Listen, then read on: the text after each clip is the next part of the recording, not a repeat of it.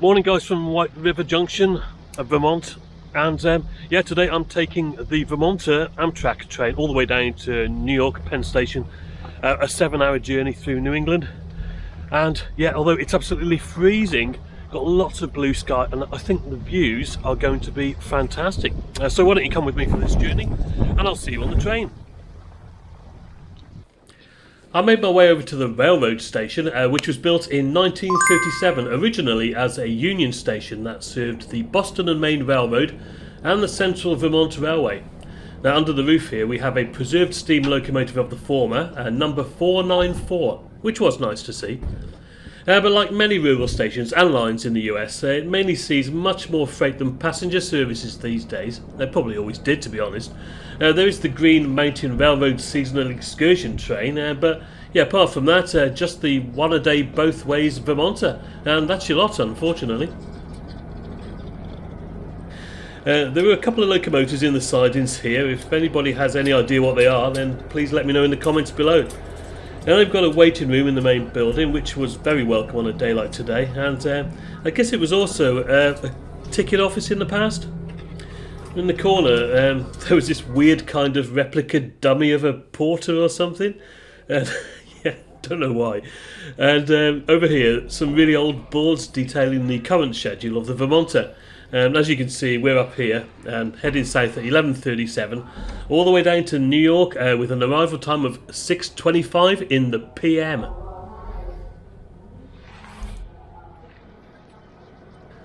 A couple of minutes before our train was due, I headed outside again. The railroad crossing had started clanging away, and I could hear the sound of the train's horn in the distance as it came ever nearer to the station. And here it was, pulled by locomotives 118 and 113, which Google tells me are GE Genesis P42DC diesel locomotives, built between 1996 and 2001. And I tell you what, it didn't hang about, did it? Racing into the station here, pulling behind it a rake of 5 Amfleet cars, 4 coach class and 1 club car which has the cafe bar and the business class sitting at the rear. We'll have a look at those in a bit.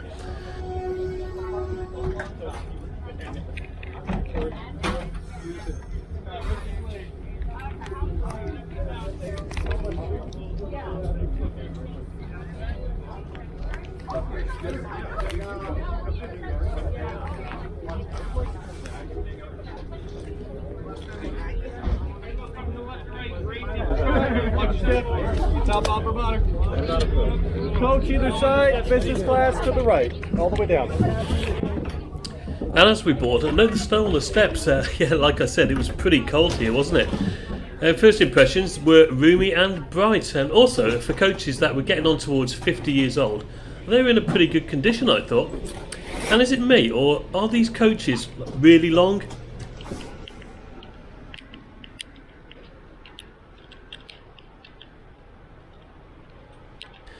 Anyway, I made my way towards the far end and opted for a window seat on the left facing forward. Reason why? This would afford me some great views of the Connecticut River, which the train runs alongside for much of the journey south. And as we leave White River Junction, let's have a look at the route of the Vermonter. It actually starts in St Albans, which is a couple of hours up the line from here, continuing south to New York and then on to Washington, with an arrival time of 10:02 in the PM. And that's a total journey time of around 11 hours to cover the 611-mile route, with an average speed of just 48 miles per hour. Anyway. So, we're trying to find the tracks in the route.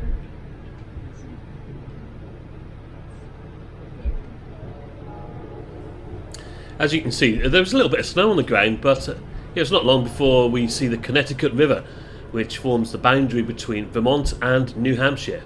Like I said, we'll be staying on its western banks for most of the journey south.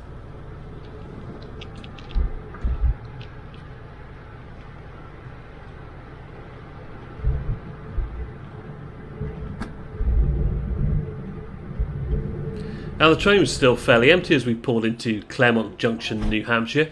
And I tell you what, this place looks absolutely freezing. And they had a bit of snow at this point too. We stopped at quite a few of what I would say were minor stations initially, and yeah, most of the people that got on the train seemed to be heading for New York, including two very irritating English girls who'd managed to find the seat right behind me and proceeded to talk about how posh they were for what felt like the entirety of the journey.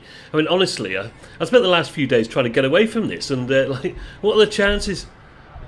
Anyway, I thought I'd distract myself by having a look at the seat. Really big seats these are, with the seat back pouch here and an airline style safety booklet.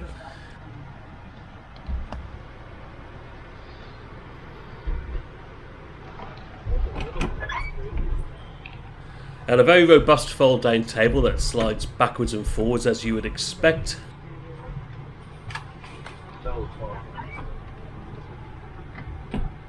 And just looking across at the opposite seats here, you can see that legroom is pretty good, isn't it?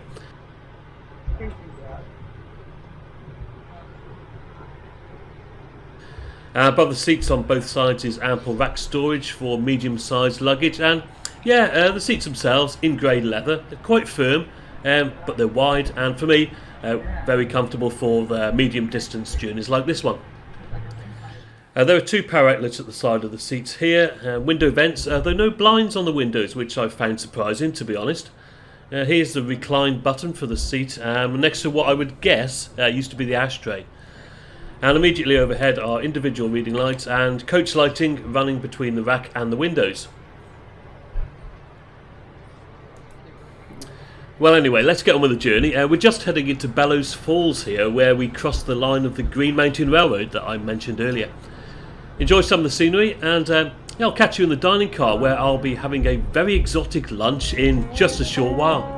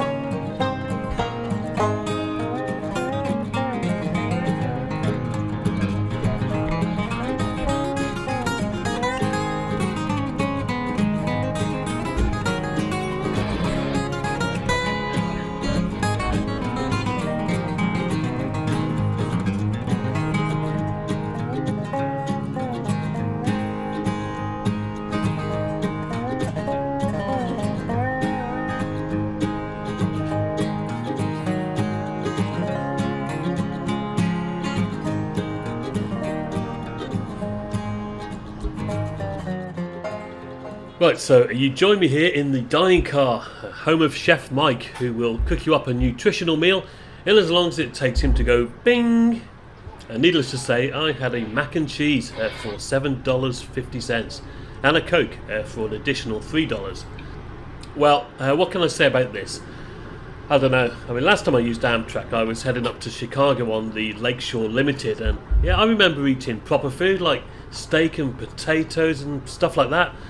And mind you, that was 20 years ago, and I gather a lot has changed on the catering front at Amtrak, on the eastern side of the country anyway. Still, it was okay, I guess, but it wasn't very busy in here, and yeah, I reckon most people are probably aware of the standard of food and just bring their own, really. Staff were very nice though, and I tipped the server, and yeah, while I was there I noticed the guard at one of the tables, and so I asked him if I could take a photo out of the back of the train. And he was really cool about this, and yeah, let me go down providing I didn't touch anything. But yeah, he did say he appreciated me asking, so you know, there you go. It's always best to ask, isn't it? And yeah, sometimes it pays off, so let's go and have a look, and you'll also get to see the business class product that Amtrak offers on this service.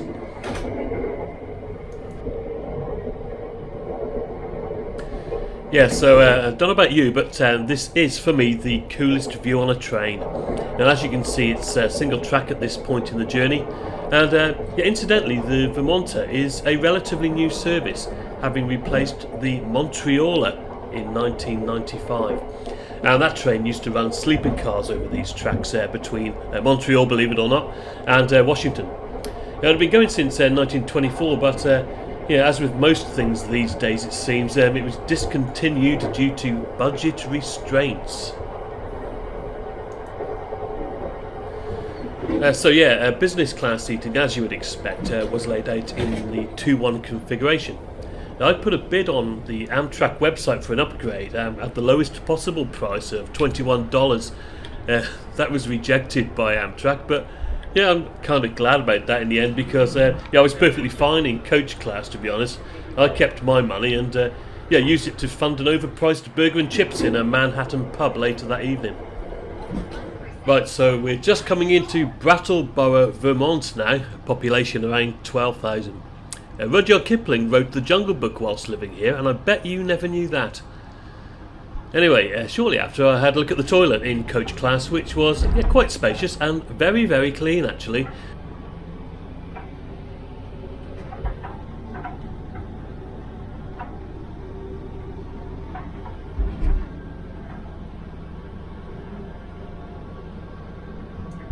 Everything worked, liquid soap and hot running water, absolutely no issues here, and well done Amtrak.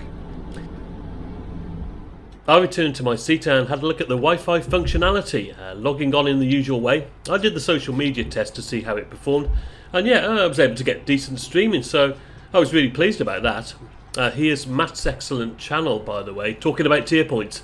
Now, I'll post a link in the description below, but gotta say it's well worth a sub.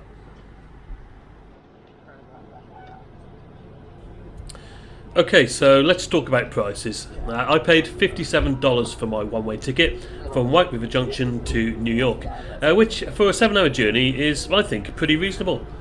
Now, I've been looking at a few Amtrak fares recently, and I reckon most of their coach class tickets are generally good value if, as always, you can book well enough in advance. Sleeper tickets, that's another issue for another day, but ordinarily, travelling for this length of time in standard class, well, it's comfortable enough and sure beats the Greyhound in my opinion. You look like you're dressed up for my Alice, though.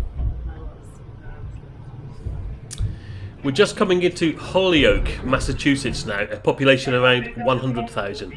I couldn't really find out if I've pronounced it correctly, so please don't at me if I've got it wrong.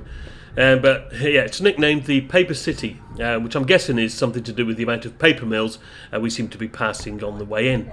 Here's another fact for you. It was the birthplace of volleyball, apparently. Now, I couldn't find anybody famous from here, but if you know otherwise, then please let me know in the comments below. But as you can see, the landscape is becoming more industrialised as we head south. We cross the Connecticut River again at this point, which is getting quite wide here, isn't it? I'll show you a few more views from my seat, and I'll see you again in our first major stop of the route, New Haven, Connecticut.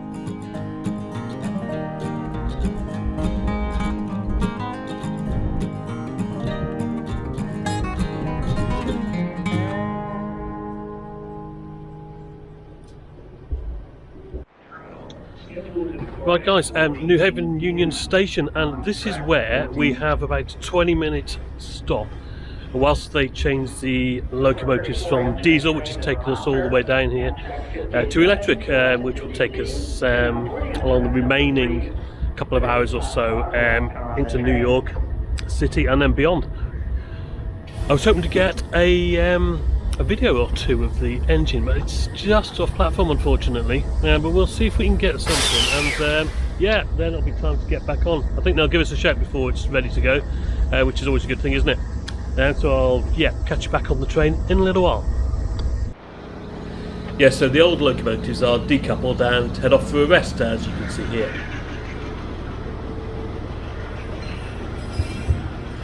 And they're replaced by the single Siemens Sprinter ACS 64, number 606, also with an additional coach. Now these Sprinters are Amtrak's main electric locomotive and will take the train all the way down to Washington on the electrified lines from this point onwards. Now by the time we departed, it was pretty dark, so I just relaxed a bit for the last hour and 3/4 before arriving into Penn Station, New York, where after disembarking I gave a quick summary of the journey and then headed off to my hotel.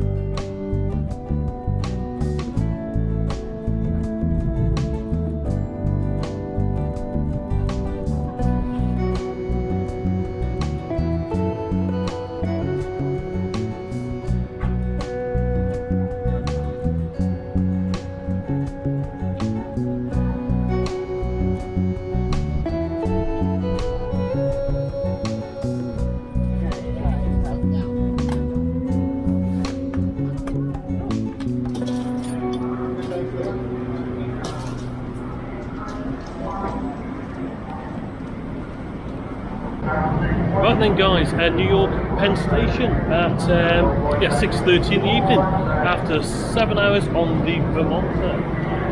There's the train just there. What did you think? I thought it was really good actually.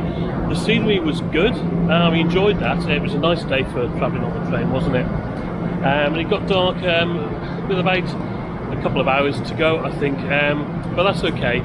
And overall a pretty good value for money I think for the duration of the trip. I hope you enjoyed it. Thank you very much for watching. I shall catch you on another adventure soon, and as always guys, cheers for now.